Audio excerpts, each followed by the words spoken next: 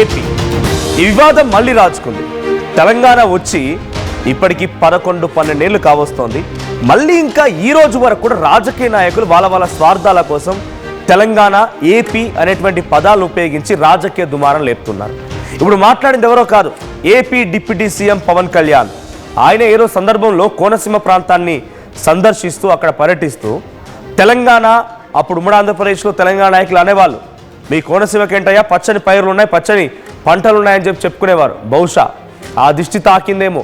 ఇప్పుడు అందుకే కోనసీమలోని కొబ్బరి చెట్లు మొత్తం ఎండిపోతున్నాయనేటువంటి మాటని దిష్టి ఆ తర్వాత ఎండిపోతున్నాయి, కారణం తెలంగాణ అనే రకంగా అర్థం వచ్చిందన్నట్టుగా తెలంగాణ రాష్ట్ర రాజకీయాల్లో పెద్ద ఎత్తున ఇప్పుడు దుమారంగా రేగిన పరిస్థితి. పవన్ కళ్యాణ్ క్షమాపణ చెప్పాలంటూ తెలంగాణ వాదులు డిమాండ్ చేస్తున్నారు. పవన్ సారీ చెప్పకపోతే తెలంగాణలో అడుగు పెట్టనివ్వం, ఇక్కడ తిరగనివ్వమంటున్నారు మంత్రులు.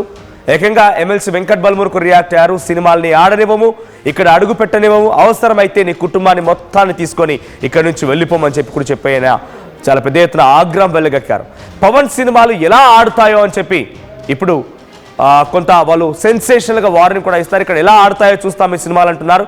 ఏకంగా సినిమాటోగ్రఫీ మంత్రిగా కోమటిరెడ్డి వెంకటరెడ్డి సైతం మీ సినిమాలు ఇక్కడ ఆడాలంటే కొంత నోరు అదుపులో పెట్టుకోవాలి, నేను ఒక సినిమాటోగ్రఫీ మంత్రిగా చెప్తున్నా రకంగా కూడా ఆయన ఆగ్రహం వెళ్ళగక్కారు.